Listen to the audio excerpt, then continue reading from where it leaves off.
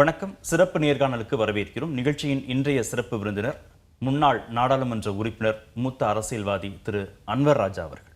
வணக்கம் சார். வணக்கம் சார். திமுகவில் சேர்ந்திருக்கிறீர்கள். திரு எம்ஜிஆரால் ஈர்க்கப்பட்டு கட்சிக்குள் வந்த மிக மூத்த தலைவர் நீங்கள். கடினமா இல்லையா அந்த திமுகவில் சேர்றதுங்கிற முடிவை எடுக்கிறது? ரொம்ப கடினமா இல்லையா? கடினமாக தான் இருக்கணும். ஆனால் இன்றைக்கு இருக்கிற நிலைமையில் திமுகவில் நான் இணைவதை விட அண்ணா திமுகவில் தொடர்வது அதை விட கடினமாக இருந்தது. அதனால தான் ஏன்னா கொள்கை ரீதியான பயணம் அண்ணா திமுகவில் இப்போது இல்லை. எனவே அங்கே இருப்பதை விட இங்கே பயணிப்பது தான் மிக சரி என்பதை உணர்ந்து தான் இங்கே வந்தேன். ஏனென்றால் நான் இந்திய எதிர்ப்பு போராட்டத்திலிருந்து திராவிட முன்னேற்ற கழகத்தில் இருக்கிறேன். 1965 தான் என்னுடைய என்ட்ரி. அப்போதிருந்து திராவிட முன்னேற்ற கழகத்தில் இருக்கிறேன். ஒரு 10-13 முறை சிறைச்சாலைகளுக்கு சென்றிருக்கிறேன். இந்த கொள்கைகளுக்காகத்தான், பேரறிஞர் அண்ணாவின் கொள்கைகளுக்காக. அதை புரட்சித் தலைவர் எம்ஜிஆர் அவர்கள் எப்படி எங்களுக்கெல்லாம் புகட்டினார், திரைப்படங்களின் மூலம் புகட்டினார். அவர் ஒரு கட்சியை துவக்கி அந்த கட்சிக்கு தலைவரான போது இந்த ரசிகர்கள் எல்லாம் அவருடைய கட்சியினுடைய தொண்டர்களானோம். அவர் அதற்கு பிறகு தேர்தலில் போட்டியிட்டு ஆட்சியை பிடித்ததற்கு பிறகு அந்த ஆட்சியை பின்பற்றுகின்ற நல்ல குடிமக்களானோம். மறைந்ததற்கு பிறகு அவரை தினமும் வழிபடுகின்ற பக்தர்களாகி போனோம். அப்படி வாழ்க்கையின் துவக்கத்திலிருந்து இறுதி வரை அவரோடு ஒன்றி போன எங்களால் அந்த கொள்கையை விட்டு மாறி பயணிக்கின்ற ஒரு அணியில் எங்களால் இருக்க முடியவில்லை. திமுக எதிர்ப்புல தான் அதிமுகவை தொடங்கினார். இல்லை, திமுக எதிர்ப்பு தான். அண்ணா திமுகவை தொடங்கியது என்பது திமுக எதிர்ப்பு தான். நான் இல்லை என்று சொல்லவில்லை. அதற்கான காரணங்கள் இப்போது இல்லை. அப்போது அதற்கான காரணங்கள் இருந்தது. அதற்கான காரணங்கள் இப்போது அண்ணா திமுகவில் இல்லை. திமுகவை ஆட்சி பொறுப்பிலிருந்து அகற்றணுங்கிறதுனால பாஜக கூட்டணின்னு தானே திரு இபிஎஸ் சொல்றார். பாஜக கூட்டணி வைக்கிற போது அம்மா எப்படி அதை அந்த உங்களுக்கு முன்னுதாரணமாக நடந்து கொண்டார்களோ அதை போல, அல்லது மாற்றுக் கட்சியில் இருக்கின்ற கலைஞர் எப்படி நடந்து கொண்டாரோ அதை போல நீங்கள் நடந்து கொள்ளவில்லை. இப்போது இப்போ என்னுடைய அப்ஜெக்ஷனே என்னென்னா, இப்போ பிஜேபி உங்களுடைய கட்டுப்பாட்டில் இருக்கிற, நீங்கள் தான் பெரிய கட்சி, அதிமுக தான் பெரிய கட்சி, திமுக தான் பெரிய கட்சி. இப்போ திமுக பிஜேபியோடு கூட்டணி போட்டால் திமுகனுடைய கட்டுப்பாட்டில் தான் பிஜேபி இருக்கும். அதிமுக பிஜேபியோடு கூட்டணி போட்டால் அதிமுகனுடைய கட்டுப்பாட்டில் தான் பிஜேபி இருக்க வேண்டும். ஆனால் இப்போது நான் பிஜேபியினுடைய கட்டுப்பாட்டில் இருக்கிறோம். எங்க பிஜேபி கட்டுப்பாட்டை அதிமுக தளர்த்திடுச்சு? அவங்க சொல்கிறது தானே இவங்க கேட்குறாங்க. இவங்க சொல்லி அவங்க கேட்கலையே. இப்போ அவங்க சனாதனத்தை பற்றி பேச சொல்கிறாங்கன்னா எங்கள் தலைவர் பேசுகிறாரு. நீங்கள் தமிழ்நாட்டில் இருக்கிற கோயில்களை பூரா எங்களிடம் ஒப்படைத்து விடுங்கள் அப்படிங்கிறது பிஜேபியினுடைய ஒரு கொள்கை, பிஜேபியினுடைய ஒரு அஜெண்டா. அது எங்களிடம் கொடுத்து விடுங்கள், சர்க்கார் ஏன் இதை நடத்துகிறது, எங்களுக்கு தான் அது சொந்தம், நாங்கள் நடத்தி கொள்கிறோம் என்று அவர் சொல்கிறார்கள். அதுதான் அவங்களுடைய அஜெண்டா. ஆனால் சர்க்கார் என்ன செய்கிறது என்றால், அந்த கோயிலினுடைய நிதியிலிருந்து அந்த கோயிலினுடைய முன்னேற்றத்துக்கு, பக்தர்களுடைய முன்னேற்றத்துக்கு வசதி செய்து கொடுப்பதற்கெல்லாம் செலவு செய்துவிட்டு மீதி இருக்கிற பணத்தில் கல்வி பணிக்கு செலவிடுகிறது. அப்போ இப்போது நம்முடைய எடப்பாடி என்ன பேசுகிறார் என்றால், கோயில் நிதியிலிருந்து நீங்கள் பள்ளிக்கூடம் நடத்தலாமா, கல்லூரி நிதியிலிருந்து கோவில் மேம்பாட்டுக்கு செலவு செய்யுங்க, கோயில் மேம்பாட்டுக்கு நிதியை செலவு செய்யுங்க. இல்லை, கோயில் மேம்பாட்டுக்கு செலவு செய்தது போக மீதி இருக்கிற நிதியில் தானே கல்விக்கூடம் நடத்துகிறார்கள். நீங்கள் கோயில் எதுக்கு, கோயிலுக்கு என்று நிதி தருகிறார்கள், பெரியவர்கள் நிதி தருகிறார்கள். அந்த நிதி நல்ல காரியத்துக்கு பயன்பட வேண்டும்ல. உங்களுக்கு கல்விங்கிறது பெரிய விஷயம் இல்லை. புரட்சித் தலைவர் எம்ஜிஆர் இருந்த போதும், அதற்கு முன்னால் பெருந்தலைவர் காமராஜர் இருந்த போதும், அதற்கு பின்னால் கலைஞர் இருந்த போதும், அதற்கு பின்னால் அம்மா அவர்கள் முதலமைச்சராக இருந்த போதும் தொடர்ந்து இந்த பணி நடந்து வருகிறது. அவர்களெல்லாம் அந்த கல்லூரி திறப்பு விழாவிலே கலந்து கொண்டிருக்கிறார்கள், இந்த கல்லூரியை துவக்கியிருக்கிறார்கள். இது பிஜேபியினுடைய அஜெண்டாவை எங்கள் தலைவர் பேசுகிறார், எடப்பாடியார் பேசுகிறார் என்றால் முழுக்க அவர் பிஜேபியின் கட்டுப்பாட்டில் போய்விட்டார். இல்லை, அவர் தெளிவுபடுத்துகிறார். பாஜகவுடன் வைத்திருக்கக்கூடிய கூட்டணி தேர்தல் கூட்டணி, தேர்தல் கால கூட்டணி, கொள்கை கூட்டணி இல்லைன்னு அவர் தெளிவுபடுத்துகிறார். தேர்தல் கால கூட்டணினா அந்த கூட்டணி மாதிரி இவங்க நடந்துக்கணும்ல. அந்த கூட்டணி மாதிரி இல்லையே. ஆனால் அமித்ஷா சரி தேர்தல் கால கூட்டணி நான் ஒத்துக்கிறேன். நீங்கள் மெஜாரிட்டி இடங்களில் அதிமுக போட்டியிடப் போகிறது. குறைந்தபட்சம் ஒரு 20 அல்லது 30 இடங்களில் தான் பிஜேபி போட்டியிடும்.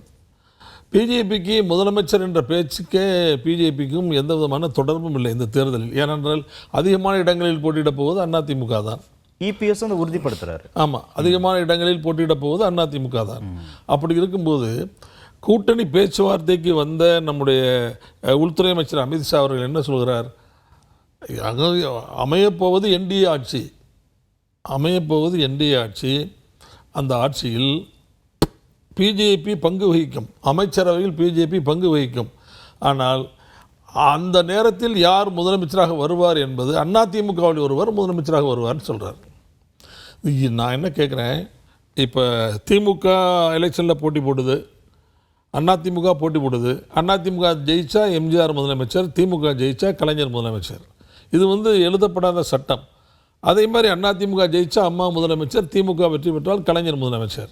இப்படி தானே இருக்குது. இது வந்து யாருக்கும் போய் இவர் தான் முதலமைச்சர் என்று நான் தேர்தல் பிரச்சாரத்தில் சொல்லுவதில்லை.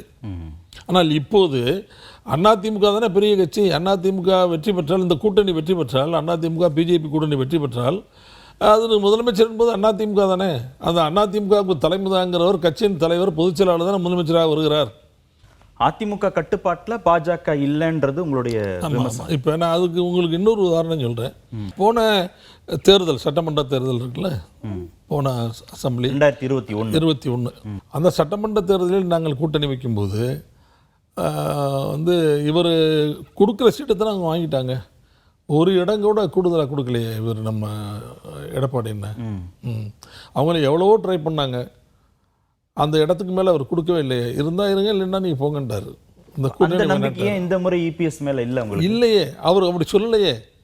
நீங்கள் அமித்ஷா வந்து அங்கேருந்து இங்கே வருகிறார், கூட்டணி பேச வருகிறார், அவசரமாக வருகிறார். ஏன் வருகிறார்? இப்படி கொஞ்சம் தாமதித்தால் பிஜேபியோடு நம்ம அதிமுக தாவேக்காவோடு கூட்டணி போட்டு விட்டால் பிரச்சனை முடிந்தது, அதற்கு மேல் தமிழ்நாட்டில் நமக்கு வேலை இல்லை என்பதை உணர்ந்து அதற்கு முன்பு நாம் கூட்டணி வைத்து விட வேண்டும் என்று தான் அவசரமாக வருகிறார். வந்து இவரோடு கூட்டணி பேச்சுவார்த்தை நடத்துகிறார். அதற்கு முன்பே டெல்லியில் நடத்திவிட்டார். இவர் டெல்லியில் ஒரு தலைவர் இங்கிருந்து 3-4 கார்கள் மாறி செல்கிறார். சரி, ஏதோ போய் அவரை அமித்ஷாவை பார்க்கிறார். பார்த்து அப்போதே கூட்டணி பேச்சுவார்த்தையெல்லாம் முடிந்து விட்டது. எடப்பாடி அண்ணன் வெளியே வந்து அவர்கிட்ட நிறுவனங்கள் கேட்குற போது, நாங்கள் சும்மா பார்க்க வந்தோம், தமிழ்நாட்டினுடைய கோரிக்கைகள் சில அடங்கிய மனுவை நான் கொடுத்து விட்டு வந்தேன் என்று சொன்னார். கரெக்ட்.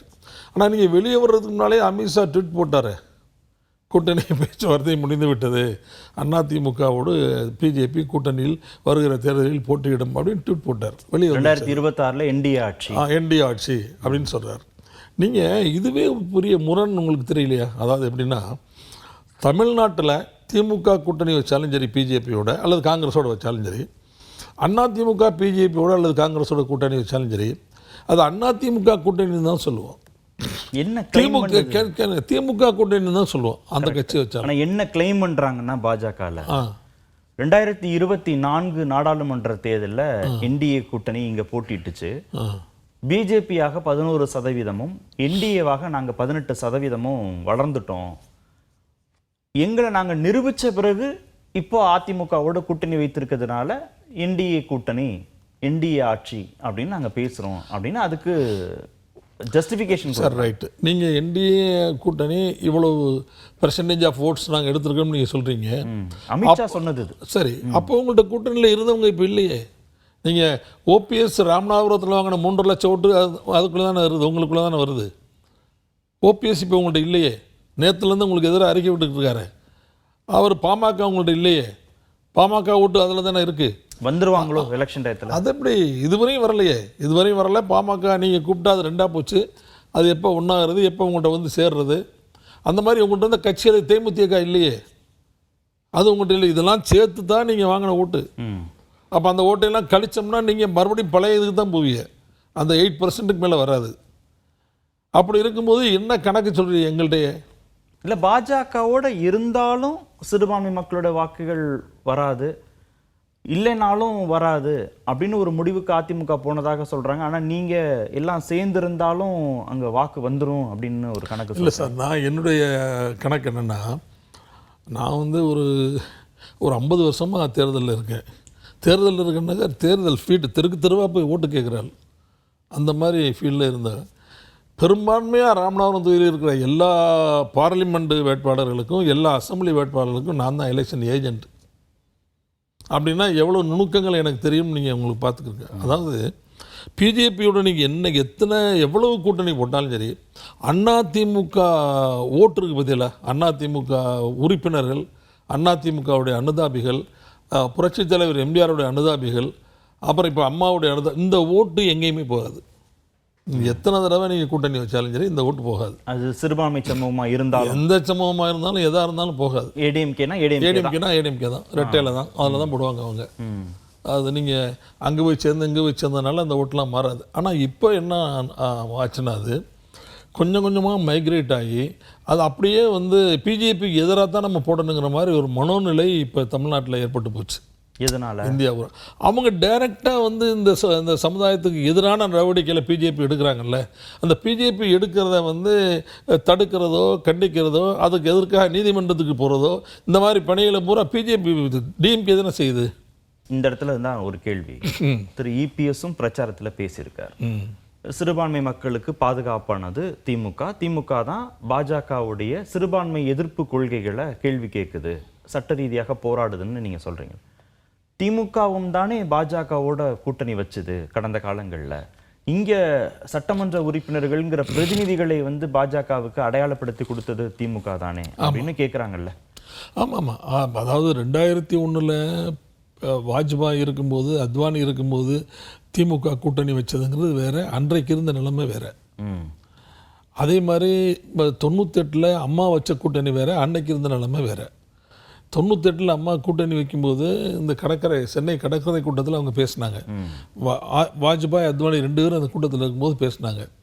நீங்கள் ராமர் கோவில் கட்டுறது, பொது காமன் சிவில் கோடு என்பது, அதே மாதிரி காஷ்மீருக்கு உரிய சிறப்பு அந்தஸ்தை நீக்குவது, இந்த மாதிரி கொள்கைகளை எல்லாம் ஒரு ஐஸ் பெட்டியில் வைத்து 40 வருடங்களுக்கு ஒரு பெட்டியில் அடைத்து போட்டு மூடுங்கள் அப்படின்னு நம்ம சொன்னாங்க.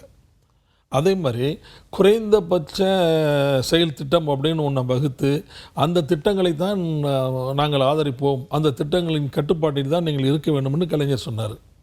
அப்போது இந்த மாதிரி ஒரு சமுதாயத்தை மொத்தமாக ஒதுக்கி வைக்கணும், தள்ளி வைக்கணும், அரசியல் சட்டத்தை மீறி இதையெல்லாம் செயல்படுத்தணும் அப்படிங்கிற மாதிரி ஒரு எண்ணம் வாஜ்பாய்க்கோ அத்வானிக்கோ இல்லையே. அந்த மாதிரி அவங்க நடந்துக்கலையே. நாங்கள் சொல்கிறது தானே அவங்க கேட்டாங்க. அதுக்கு பின்னால் நாங்கள் சொல்கிறத கேட்கலைங்கிறதுக்காக தம்பிதுரையவும் இவரையும் ரிசைன் பண்ண சொன்னாங்களே. அம்மா ரிசைன் பண்ணி முடிஞ்சோடனே தான் அந்த ஒரு ஓட்டில் அம்மா கவுத்தாங்க, அந்த கவர்மெண்ட்டை கவுத்தாங்களா இல்லையா? ஆக நம்முடைய ஒப்பந்தத்தை மீறினால் அவர்களை நம்முடைய கட்டுப்பாட்டில் வைத்து அவர்களை கவர்மெண்ட்டே கவுக்கிற அளவுக்கு இங்கேருந்து டெல்லி போய் 10 நாள் உட்காந்து கவுத்துட்டு தானே வந்தாங்க. அதே மாதிரி கலைஞருடைய கட்டுப்பாட்டில் தான் பிஜேபி இருந்தது. அந்த நேரத்தில் முரசொலி மாறனுக்கு லாக்கா இல்லாத மந்திரியாக வச்சுருந்தாங்களா இல்லையா? வேற ஆள்னா வைப்பாங்களா? இல்லை, அன்னைக்கு நீங்கள் சொல்கிற சூழல் இன்னைக்கு சொல்கிற சூழலை ஒப்பிடும்போது அன்னைக்கு தமிழ்நாட்டில் பாஜக வளராமல் இருந்துச்சு, இன்னைக்கு தமிழ்நாட்டில் பாஜக வளர்ந்துருச்சு அப்படின்னு பார்க்க வேண்டியதாக இருக்குது. இல்லை, அப்படி இல்லை. நான் என்ன சொல்கிறேன்னா, பாஜக அன்னைக்கு வளராமல் இருந்துச்சு இன்னைக்கு வளர்ந்துருச்சுன்னு பார்க்குறத விட பாஜகவில் அன்னைக்கு இருந்த தலைவர்கள் வேறு, இன்னைக்கு இருக்கிற தலைவர்கள் வேறு. இப்போ ஆக ஒவ்வொரு யாரோடு இவர்கள் இணக்கம் வைத்திருக்கிறார்களோ அவர்களை வைத்துக்கொண்டு அந்த கட்சியை அப்படியே விழுங்கி விட்டு அவர்கள் அந்த இடத்தில் உட்கார்ந்து கொண்டு அதற்கு பிறகு அந்த ஆட்சியை பிடிக்க வேண்டும் என்பதுதான் அவருடைய ஸ்ட்ராட்டஜி. இல்லை, இப்போ இதே நிலைமை அதிமுகவுக்கு வந்துடும் பயப்படுறீங்களா? கண்டிப்பாக வரும். அதிமுகவுடைய வீக்னஸை தெரிந்து கொண்டு தானே இப்போ சேர்க்குறாங்க. இவர் விரும்பி சேர்ந்தது மாதிரி எனக்கு தெரியலையே. எடப்பாடி என்ன விரும்பி கூட்டணி வைத்துக் கொள்வதை போல தெரியவில்லை. ஏதோ ஒரு நிர்பந்தத்தின் அடிப்படையில் தான் அவர் கூட்டணி வைத்துக் கொண்டிருக்கிறார். இல்லை, எங்கள் கட்சி நாங்கள் யாரோட கூட்டணி வைப்போங்கிறது எங்களுடைய இல்லை, அது இந்த தரப்புல இருந்து கேட்ட கேள்விக்காக அவர் சொன்ன பதில். ஆனால் உண்மை அது இல்லையே.